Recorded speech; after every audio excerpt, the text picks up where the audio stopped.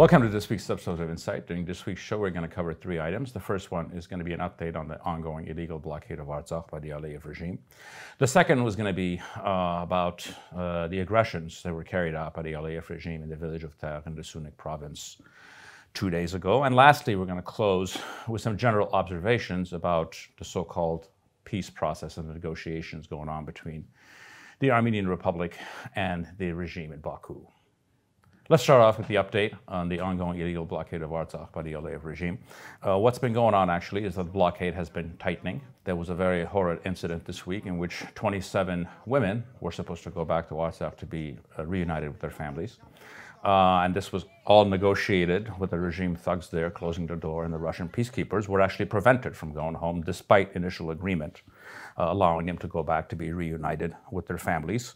This incident became hostile, in which 4 of the women were actually assaulted and they were actually injured, and they had to be taken to the hospital. At this point, the only people that are essentially allowed to leave Artsakh are people with vital emergencies. This is according to the state minister. What we have here is essentially a clear ethnic cleansing agenda in which they're okay with people leaving, but they're not allowing anyone to come back.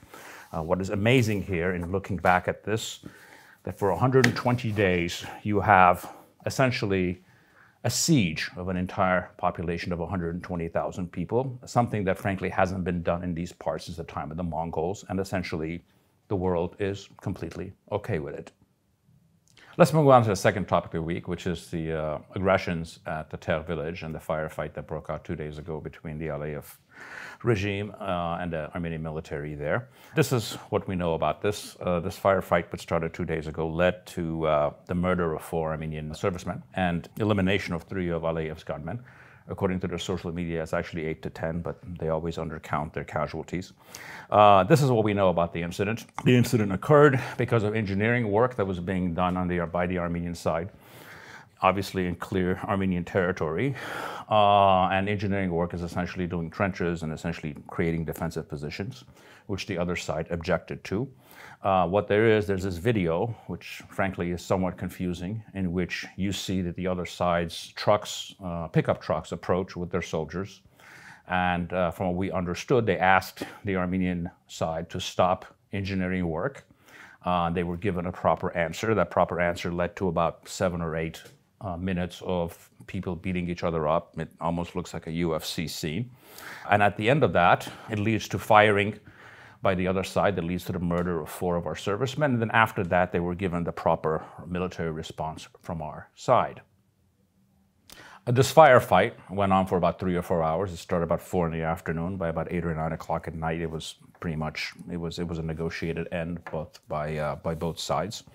Frankly, the video actually raises more questions than it gives us answers. My first question is, why is this truck allowed to rumble into our territory and actually confront our troops? Why was it not shot beforehand?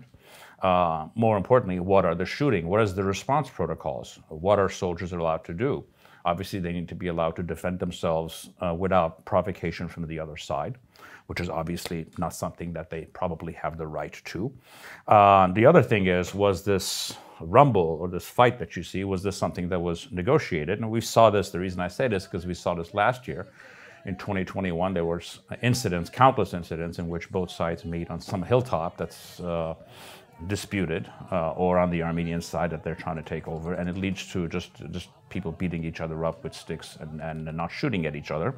And we've seen other, frankly, incidents around the world. There's protocols between China and India in which their soldiers meet at the disputed borders and they essentially beat each other up rather than shooting at each other.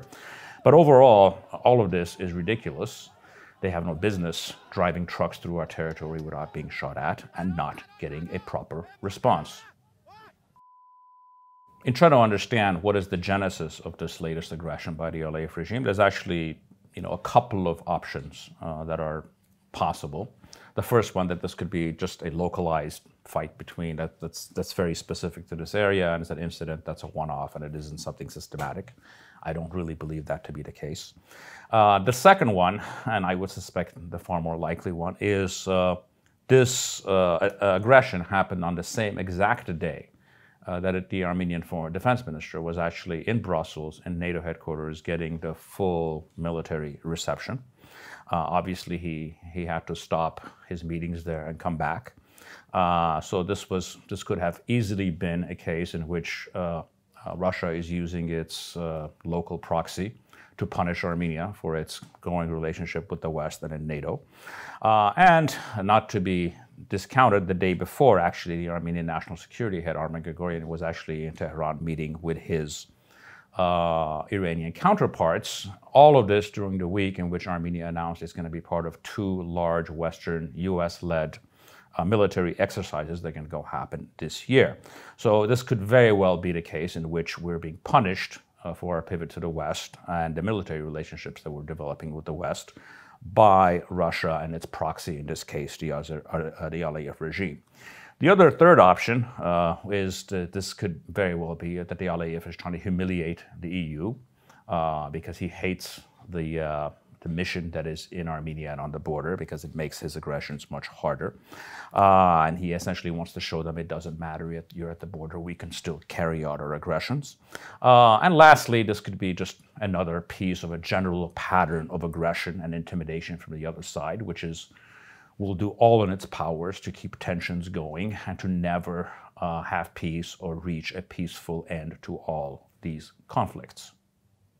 You know, all of this is actually a very good segue to the third part of the show and the final one, which is to sort of try to analyze the ongoing so-called peace negotiations between Armenia and the Aliyev regime, which are mediated by the West, mostly the United States in most cases.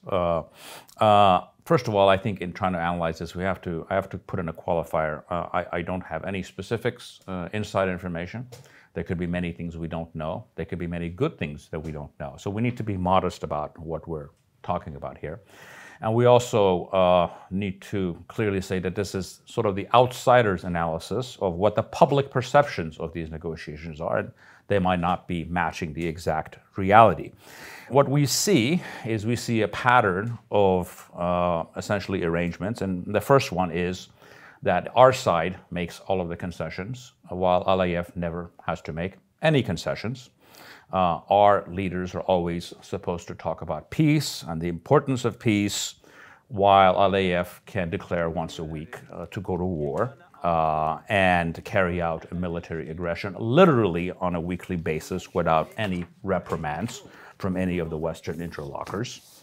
We are asked to accept the territorial integrity of the Aliyev regime, while he never has to accept the territorial integrity of Armenia. Fourth, he can say more insane things in 1 week than Muammar Gaddafi did in a year, again, without a word of criticism from anybody in the West. One day, according to him, Armenia is Western Azerbaijan. The next day, Iran is Southern Azerbaijan. And I'm sure by next week, he's going to claim that the Caspian Sea is his wife's personal jacuzzi.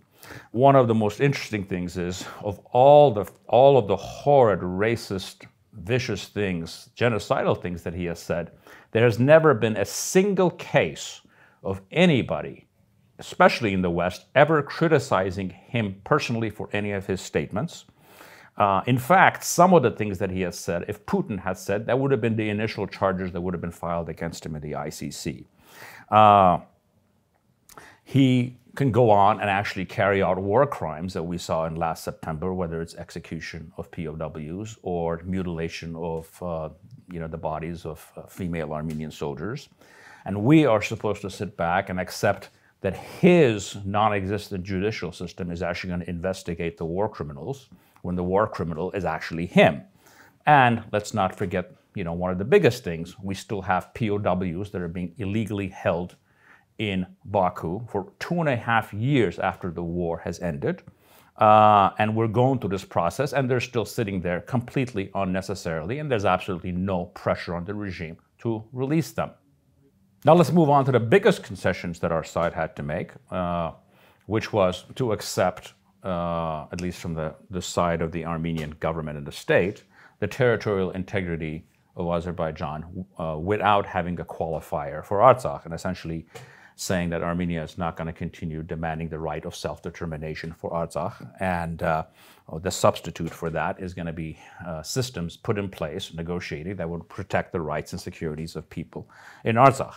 First and foremost, from a legal perspective, this could be Armenia's position, but the rights of the Armenians in Artsakh to demand self-determination is actually part of the UN Charter and agreements that Azerbaijan itself has agreed to. So essentially, that right technically has never really gone away. What's gone away is the Armenian state's insistence of it. Now, this change was essentially shoved down our throat by the West in exchange, obviously, for what they would say is to guarantee the rights and securities of Armenians in Artsakh within the context of Aliyev's territorial integrity. But what we have learned since December 12th is that apparently rights and securities do not include having access to food or electricity or gas in the middle of the winter. The consistent Western line about their lack of action on all of these things is whether it's punishing him for his illegal blockade of Artsakh or other aggressions, is that there's two things. One is we don't want him to walk into the Russian camp, or we don't want him to walk away from these, meaningless negotiations. Well, I can make their life a lot simpler. He's never going to walk out of the Russian camp. He's actually the Kremlin's main enforcer in this region. Second of all, he's never going to sign a peace agreement, because the moment he signs a peace agreement, it'll be the beginning of the end of his regime. And lastly, if by some miracle you actually get him to sign a comprehensive peace agreement, he will violate it the moment that suits his interests, as he has violated every agreement that he has ever signed. I think we need to understand that in real terms, it doesn't matter on the rhetoric, the difference between the Western conception of rights and securities for the people of Artsakh and Aliyev's conception of rights and rights and securities for the people of Artsakh is this. In the Western conception, there is non-violent self-ethnic cleansing of Armenians out of Artsakh, people essentially being starved out of their ancestral homes, while their noble savage in Baku much prefers the Srebrenica option. In conclusion, as an outside observer of these so-called peace talks, it is very hard, as much as I prefer this not to be the case, not to conclude that we're being led astray, we're being lied to, and we're being hoodwinked.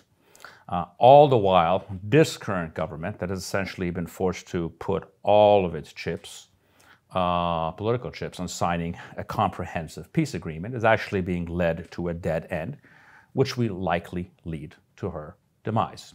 Thank you for joining me in this week's episode of Insights.